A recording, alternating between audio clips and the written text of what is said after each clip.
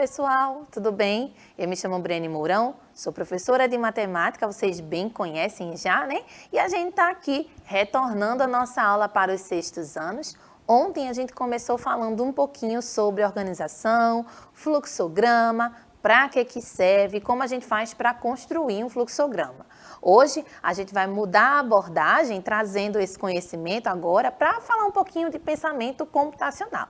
Eu espero que você já esteja bem organizadinho aí, e aí a gente vai fazer os avisos iniciais para dar tempo de vocês se encherem aí de entusiasmo e a gente fazer a nossa aula. Sejam bem-vindos e bem-vindas mais uma vez, alunos e alunas da rede, colegas professores e professoras. A gente tem aqui a maneira de interatividade através do aplicativo e a gente precisa de ajuda, né? Hoje quem me ajuda com esse manuseio do aplicativo é o professor Pedro. Seja bem-vindo, professor. Eu vou passar a palavra para ele comentar um pouquinho sobre essa maneira da gente interagir na aula.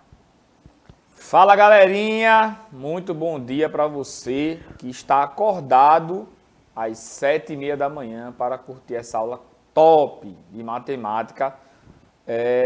Já temos aqui pessoas online, já temos pessoas aqui nos dando bom dia. Sabe quem deu bom dia pra gente, Briane?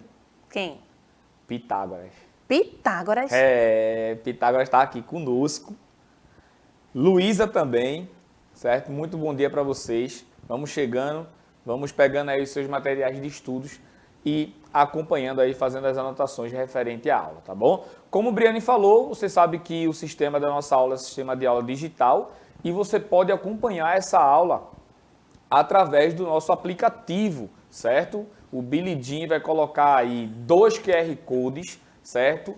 Que você vai pegar o seu celular e vai direcionar para o sistema operacional, tá? Do seu celular e você vai ser direcionado à sua loja de aplicativos. E lá você vai fazer o download do aplicativo do Educa Recife, onde você vai poder acompanhar a nossa aula aqui ao vivo em tempo real, colocando aqui seus comentários, suas dúvidas e suas sugestões também, certo? Depois que você fizer aí o download do aplicativo, ele vai pedir o seu login e a sua senha, tá? No seu login você vai colocar a sua matrícula e a senha são os 8 dígitos do dia do seu nascimento. 2 dígitos para o dia, 2 dígitos para o mês e 4 dígitos para o ano, certo? Se você está acompanhando essa aula aí pela TV, faz o download aí, não se esquece, tá bom? Se você está acompanhando a aula aqui já pelo aplicativo, tá? Encaminha aí para o seu amigo, para o seu coleguinha de classe, para que ele possa fazer o download também, certo?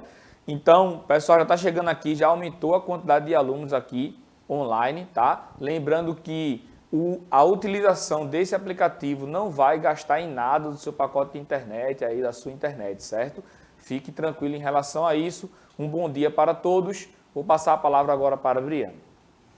É isso, né, gente? A ideia de ter o aplicativo é a participação ao vivo de vocês junto com a gente na hora da aula para tirar as dúvidas e fazer os comentários, tá bom? A gente aguarda vocês por aqui. Para ajudar a gente a fazer a tradução simultânea para a língua brasileira de sinais, hoje eu conto com a ajuda da Adriele, né? Seja bem-vinda mais uma vez, sempre ajudando aqui a gente a fazer essa transmissão de um pouquinho de conhecimento para todo mundo, tá bom? Bom, Pedro falou, né, no formato da nossa aula digital, você pode assistir nesse momento ao vivo pela TV e depois, através do próprio aplicativo, você pode reassistir as aulas e buscar outras através do nosso canal no YouTube, que está com essa carinha aqui agora, professor, atualizei. Atualizou. Temos 9,06 mil inscritos, então aí, ó, a propaganda do professor já para chegar no 10K. Diga 10K, lá, professor. 10K até o final do ano. Vamos embora. Olha aí, né? Então, gente, finalizando os avisos, pega aí o seu caderno, seu lápis. Eu já tinha dado essa ideia desde o comecinho da aula para a gente fazer uma revisão massa e dar continuidade, tá bom? Na aula passada, o que foi que a gente viu? A gente falou um pouquinho sobre algoritmo e a gente verificou que essa palavra tem um peso muito grande, toda vez aparece em cenários tecnológicos, né, mais sérios, mas a gente acabou de ver que algoritmo não é essa coisa toda. Algoritmo é simplesmente uma receita para a gente executar uma tarefa ou resolver algum problema. Então, a gente se organiza em alguns passos que devem ser seguidos na ordem que aparecem para que aquele problema seja resolvido, tá certo? A gente começou falando sobre um algoritmo simples, que é a nossa rotina matinal. Até me coloquei aqui do lado, propositalmente fiz uma coisinha para interagir comigo mesma. A gente tem aqui a minha rotina, por exemplo, para vir trabalhar. Eu acordo, faço minha higiene, tomo café. Lembra que eu falei, olha, tá faltando um passo aqui, que é escovar os dentes de novo. E daí saio para trabalhar, chego aqui no estúdio para dar essa aula massa. Então a gente começa comentando sobre essa organização de rotina que a gente já faz no dia a dia. Pode mudar uma coisa ou outra, mas a gente não vai sair de casa sem tomar o banho, né? Então tem passos que são imprescindíveis virem antes dos outros. E é isso que faz com que a gente realize diariamente alguns algoritmos, mesmo que a gente não escreva ou não perceba que essa ordem é importante, tá certo? Para organizar esse pensamento, a gente enviou uma ferramenta ontem chamada fluxograma, né? A professora Vivi estava aqui com a gente e foi muito massa ter uma professora de português aqui para começar a tirar da cabeça que as matérias são separadas, né? Dentro do estudo do português, a gente tem várias situações de organização, de classificação entre as palavras, em situações que existe essa ramificação para cada coisa, e o fluxograma pode ajudar você a estudar, a organizar essas informações. Então, a gente começa a perceber a maneira como a gente vai organizar um fluxograma. Aqui tem uma definição, né? Fluxograma é um tipo de diagrama gráfico e pode ser entendido como uma representação esquemática de um processo ou algoritmo, muitas vezes feito através de gráficos que ilustram de forma descomplicada a transição de informações entre os elementos que compõem. Então, a gente observa aí, de maneira geral, que o fluxograma vai ser um elemento visual, um elemento gráfico, que traz para a gente uma ordem, uma sequência de informações em que a gente vai seguir naquele contexto, tá certo? Falando um pouquinho sobre fluxograma, a gente tem aqui um fluxograma sobre os comentários nas redes sociais de uma determinada marca, e aí quando a gente observa, cada situação leva a uma decisão, né? Se esse comentário for uma crítica, a gente vai avaliar o motivo, se não, a gente vai verificar a próxima situação. Se o comentário for uma sugestão, a gente vai considerar e dar uma devolutiva. Se não for uma sugestão, vamos avaliar a próxima coisa. Seria uma dúvida? Se for uma dúvida, a gente vai dar uma resposta personalizada. E se não for uma dúvida, for um feedback positivo, né, for um elogio, algo desse tipo, a gente vai compartilhar o depoimento. Então, para cada situação, existia uma decisão, né, uma situação que a gente ia ter que tomar ali, uma atitude diante daquele atender ou não atender aquela pergunta, aquela situação, tá certo? E, por fim, a gente viu como montar um fluxograma na aula de ontem, né? A gente viu um fluxograma simples, inicialmente para vocês. A gente tem aqui esses balãozinhos de representação, onde esse formato aqui representa o início e o fim do fluxograma, né? A gente tem aqui um retângulo que representa a atividade a ser executada e a gente tem aqui um losango que significa o ponto de tomada de decisão. É aquele momento onde você faz a pergunta e tem aquelas duas possibilidades, ou sim ou não. E aí você vai dar as situações que vão ser executadas depois que a gente responder isso. Se sim, faz isso, se não, faz aquilo outro, tá certo? Bom, a gente colocou aqui um exemplo prático, colocando a comparação do cálculo de um estacionamento, onde a gente tinha que até 10 minutos esse estacionamento era gratuito, de 11 minutos a 2 horas a gente pagava um valor fixo de R$5 e acima de 2 horas era R$5 mais R$1 por hora ou fração dessa hora. Então, como que a gente montou esse fluxograma, né? O início seria a chegada do carro no estacionamento. E a primeira pergunta, olha aí, o losango, a tomada de decisão é, passou de 10 minutos? Se não passou de 10 minutos, ó, não paga nada e vai embora. Mas se passou de 10 minutos, a gente vai ter que ver se passou ou não de 2 horas, né? Se não passou de 2 horas, a gente vai pagar R$5 fixo. Mas, se passou de 2 horas, a gente vai pagar R$5 mais R$1 por hora excedente. E aí a gente finaliza o fluxograma, porque essa seria a última condição para a gente verificar se paga mais ou não em relação a esse estacionamento, tá certo? Opa, deixa eu voltar aqui. Bom, aqui eu trouxe um fluxograma que trabalha com a ideia de ser um número ser ou não divisível por 6. E de que maneira a gente faz isso? Em outras aulas, a gente já trabalhou com essa ideia de divisibilidade e a gente viu algumas condições para que o número fosse ou não divisível por 6. E aí eu organizei um fluxograma desse jeito, ó. O número natural é divisível por 6? Aí vamos executar uma ação. Pense no número natural. Beleza. É divisível por 2? Se já não for divisível por 2, a gente já conclui logo que também não divide para 6, né? Se ele for divisível para 2, a gente ainda tem uma outra coisa para avaliar. É divisível por 3? Se não for divisível para 3, a gente já tem ali a conclusão de novo que esse número não divide para 6. E a última conclusão é se atender tanto dividir por 2 quanto dividir por 3, a gente vai ter aí a conclusão final de que esse número divide para 6. Veja como é simples a ideia da construção, uma ideia de raciocínio que a gente já conhece, de saber se um número dá ou não para dividir para 6, e daí a gente conseguiu organizar os passos para verificar essa possibilidade de divisão, tá certo?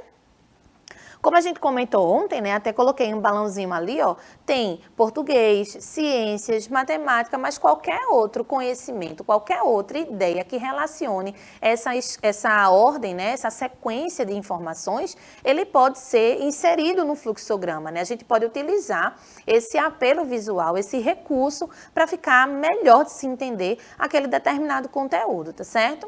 Bom, gente, eu vou parar aqui meu resuminho da aula anterior. O Pedro já comemorou que ele queria comentar alguma coisa. Vou passar a palavra aqui para ele fazer a consideração sobre esse primeiro momento da aula, tá bom? Vai lá, professor. Bom, pessoal, o pessoal está comentando aqui no chat, certo? O Gustavo, Matheus, chegou aqui, a Adna também. Essa questão do fluxograma é bastante interessante porque a gente pode organizar, não só, como o Briane falou, a questão de disciplinas, mas a gente pode organizar coisas da nossa vida mesmo, certo? Você que mesmo sendo um pré-adolescente aí, né, ou uma criança, né, você também pode organizar através de fluxograma o seu dia, certo? O que você vai fazer, quais são as atividades que você vai praticar, certo? O que você vai fazer, de que horas você vai acordar, de que horas você vai dormir, o que você vai fazer nesse intervalo, certo? É bastante importante que, mesmo você sendo criança, você tenha um tempo para tudo, né? Então, você vai ter aí o momento de estudar, o momento de assistir às aulas, o momento de fazer as refeições, o momento de brincar também, certo? O momento de parar para assistir alguma coisa que você goste. Então, tudo isso você pode organizar em forma de um fluxograma, seja ele anotado no caderno ou anotado no celular, certo? Nós que estamos na vida adulta, né, Briane? Eu mesmo tenho o costume de anotar lá num bloco de notas tudo que eu vou fazer, eu preciso fazer na semana, no dia, e às vezes eu crio uns 10 blocos de notas, às vezes a gente se perde, mas o ideal é que você organize essas questões aí da sua vida, você vai ver que você vai ser bastante produtivo em relação quando você começa a anotar, quando você começa a fazer seus fluxogramas relacionados à sua vida pessoal mesmo, certo? E quando a gente parte para a questão das disciplinas, da matemática, você vai notar também que isso é bastante presente, certo? Muitas empresas também trabalham com fluxogramas para maximizar aí o tempo e valorizar também a questão da organização e do cumprimento de prazos, certo? Então, o fluxograma ele é bastante importante, não só para matemática, como estamos estudando aqui, mas para todas as áreas de conhecimento e também para a nossa vida pessoal e profissional também, certo? Os exemplos que a Briane deu foram bastante interessantes, né? Que ela colocou relacionado a estacionamento, relacionado à matemática, né? Questão do número ser divisível por 6, certo? Então, ela trouxe bastante situações, tanto voltado para a matemática, quanto voltado para o dia a dia, certo? Vou voltar para ela aqui agora para ela dar continuidade aí e dar início à nossa aula de hoje. Bom, gente, a gente está falando sobre fluxograma, sobre algoritmo, e no comecinho da aula eu falei que a gente tem, quando escuta essa palavra, a primeira coisa que vem na cabeça, né, é uma coisa relacionada a computador, a programação e tal. E aí a pergunta que eu trago é, o que os computadores têm a ver com fluxograma e matemática, né? Qual que é a ideia que a gente tem sobre essa relação? De que maneira ter esse pensamento de fluxograma, de ordem, e ter o conhecimento de matemática ajuda aí na compreensão dos computadores. Então, vamos à etimologia da palavra, né? Como diria minha amiga professora de português, Vivi. Computador é um nome que a gente já usa hoje para relacionar o equipamento. O computador vem de computar. E computar significa calcular. Então, aquele computador que está ali mostrando para você um texto, uma imagem, qualquer elemento que está sendo exposto para você, nada mais é uma matriz de 0 e 1, professor, que estão sendo ali organizadas de acordo com até a nossa intervenção, né? Quando a gente digita alguma coisa no teclado, aquilo está sendo reproduzido ali na nossa frente, mas existe toda uma comparação de ordem que isso precisa ter para que isso seja visto. Billy, nesse momento, por exemplo, aqui na produção, faz com que a gente tenha esse jogo de câmera e ele está usando ali um dispositivo que relaciona essa ordem. Se ele apertar num botão diferente ali, gente, eu acho que dá errado, hein? Né, Billy? Acaba a situação toda. E o que é que isso tem a ver? O que que matemática tem a ver com pensamento computacional? Beleza, professora, até aí eu já entendi que computador tem a ver com computar, fazer um cálculo e que a gente precisa dessa ordem para que aquilo apareça certinho para a gente. Mas o que é que isso tem a ver com a aula da gente de hoje? O que é que pensamento computacional tem a ver com matemática? Vamos dar uma olhadinha aqui na definição, ó. O pensamento computacional é uma estratégia que permite resolver problemas de forma eficiente, criando soluções genéricas para problemas variados, pertencentes a uma mesma classe. Vixe, que definição grande, não é? Mas vamos pensar assim. Quando a gente tem que realizar a soma de números com 2 dígitos, 25 mais 32, por exemplo, a gente faz isso numa ordem específica. A gente coloca um número sobre o outro, começa pelos numerozinhos de trás, que são as unidades, vê se aquele número dá maior do que 9, coloca a dezena lá para frente. Então, veja, eu já estou dizendo para você determinadas ordens de operações para a gente realizar. Se a gente faz a soma, mesma operação, que a gente está dentro do mesmo contexto, com números de 3 dígitos, a organização é basicamente a mesma. Só que o problema não é idêntico, porque antes eu estava somando números com 2 dígitos e agora eu estou somando números com 3 dígitos. Mas esse problema vai ser resolvido seguindo os mesmos passos.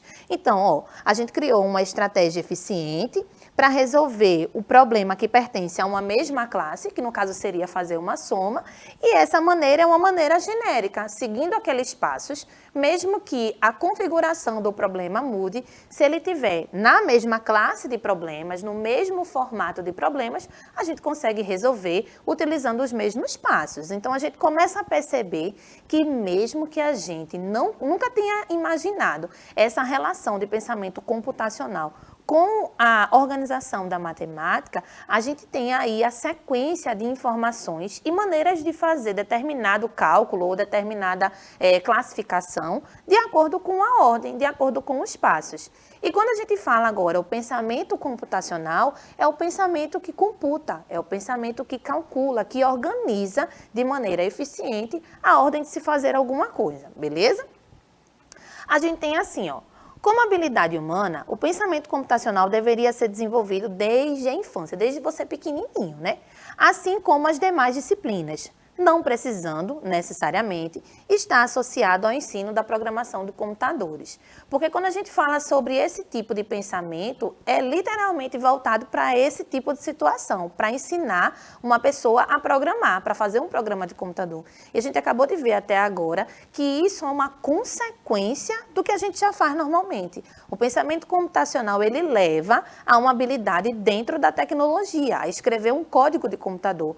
Mas a essência disso é puramente matemática, de organizar, de fazer as coisas por etapa e de chegar num resultado, de resolver esse problema, tá certo? E aqui a gente já falou sobre dicas de resoluções de problemas. Olha as coisas se entrelaçando com aulas que a gente já viu antes. Então, vê, primeira coisa que eu trago para vocês é um esqueminha que a gente já utilizou em aulas passadas, falando de algumas etapas para resolver algum problema. Lê o texto com atenção e a nossa atitude seria destacar as informações que a gente vai precisar, né? Planejar como resolver esse problema, olha aí a ideia já da ordem. A gente tem que colocar as operações em ordem, né? Qual é a ordem correta que eu vou organizar isso, tá? Executar o plano, e aí a gente vai executar o cálculo de fato e verificar se a resposta encontrada é correta e tirar a prova disso. Então, quando a gente observa no final, depois de executar todo o cálculo, né, montamos a estratégia, definimos lá quais são as nossas prioridades e a ordem disso, quando a gente executa o cálculo e vê a resposta, vamos conferir se isso está certo mesmo, tá bom? A gente também falou em aulas passadas, tá, gente? Então é bom vocês revisarem, caso não lembrem. A aula para a resolução de problemas a gente teve aqui. E aí a gente viu esse método, né? O método Polia, que junta a técnica e o método. O que é técnica? Técnica é a maneira de você fazer alguma coisa. O que é método? É a maneira de você pensar nessa coisa, né? De você pensar na estratégia dessa coisa. Então, a gente tem aqui, ó, o método de Polia, te ensina a pensar o problema de modo a descobrir a solução. Ou seja, a técnica que vai fazer com que o problema seja resolvido. E aí a gente tem esses 4 passos, que são basicamente os passos que eu coloquei anteriormente. Compreender o problema, planejar a sua solução, executar o plano e examinar a solução, tá certo? Deixa eu passar para o professor Pedro, para a gente poder entrar num exemplo e verificar a aplicação matemática disso. Diga lá, professor.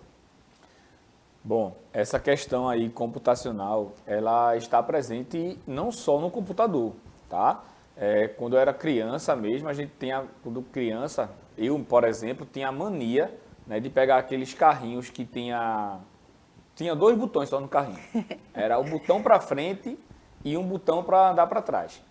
E aí, depois de utilizar pouco tempo, eu fazia tipo uma cirurgia lá no carrinho e abria, queria entender o porquê que eu estava com um controlezinho pequenininho na mão e ao apertar um botão ele andava para frente e ao apertar outro botão ele andava para trás. Não existia nada que ligasse esse controle ao carrinho. E aí eu ficava bastante curioso, eu abria, tirava o motor, começava a fazer escultura com giz, com o motor, mas a questão da escultura já é outra aula, né? Vamos falar da computação aí, do planejamento, certo? E da organização matemática para se criar aquele carrinho de brinquedo lá que tinha essa utilidade, tinha essa função, certo? Então, o ônibus que você utiliza, o celular que você utiliza, a TV que você utiliza, tudo ali existem algoritmos, organização matemática para que esteja ali em pleno funcionamento, certo? Quando você pega aí o controle da sua TV e digita 22.4, né? Cada númerozinho daquele ali que você está digitando no seu controle é criado através de um planejamento computacional, de uma organização que foi criado um algoritmo para que aquilo ali funcionasse, certo? E às vezes, se você já foi em algum playtime, né, algum videogame, né, a gente via acontecer muito isso, né? Apertava um botão para o jogador lá do videogame executar tal função, e aí quando a gente apertava o botão para ele mexer o braço, ele mexia a perna. Por quê? Porque mudou ali a configuração daqueles botões, certo? Houve uma desorganização em relação ao algoritmo computacional, certo? Quem está aqui participando da aula aqui, a Adna falou que é da Escola Municipal Antônio do Rego. O Thales também é da Escola Luiz Vaz de Camões. O pessoal está participando, está chegando mais gente aqui, certo? Para acompanhar a nossa aula. E eu vou voltar agora para a Briane, que ela vai dar continuidade aí à aula. Bom, gente, é massa, né? Quando a gente começa a perceber isso. E talvez vocês que já nasceram com acesso rápido a essa tecnologia não percebam o pulo na evolução que a gente teve ao perceber esse controle sobre a questão da ordem que as coisas acontecem e de que maneira as ações são tomadas diante disso. Eu lembro em relação ao que o professor Pedro comentou, que se a gente achasse uma sequência correta ali, a gente conseguia dar um golpe especial, por exemplo. E isso era massa. Acredito que até nos videogames de hoje em dia também se tem esses segredinhos ali dentro, né? Mas vamos lá. Quais são os 4 pilares do pensamento computacional que a gente tem aqui? Ó? A gente pode decompor o problema, dividir em problemas menorzinhos para poder resolvê-los. A gente pode reconhecer padrões, a gente acabou de fazer isso com a ideia da soma, né? Mudando aí as parcelas, mas tendo a mesma operação a ser realizada, a gente vai executar quase que a mesma ideia, a mesma ordem, tá certo? A gente vai abstrair, e se esses números ficarem maiores? E se a gente tiver a soma de números decimais? Será que funciona do mesmo jeito? Será que a gente vai ter o mesmo algoritmo funcionando? E depois a gente vai organizar o processo de execução dessa situação, né? De que maneira que a gente pega um problema daquele jeito é que a gente vai seguir os passos em determinada ordem e resolver esse problema, tá certo? Assim como a gente tem esse tipo de processo para lavar uma roupa, por exemplo. Para a gente fazer um bolo, que eu não posso colocar a forma dentro do forno sem ter a massa dentro da forma. Não pode. É uma ordem que a gente precisa seguir. É não, Belê? A gente tem aí a ideia do estudo, né, gente? A gente não vai querer executar uma prova sem ter estudado antes, não vai ser legal. Então, a gente já consegue fazer esse tipo de processo, esse pensamento computacional em situações do nosso dia a dia, tá? Vamos ver esse pensamento aplicado a um problema matemático aqui, através de um exemplo. Ó, a gente tem aqui as idades de Maria e de Carla, sua irmã, somam 36 anos. Sabe-se que Maria tem 8 anos a mais que Carla.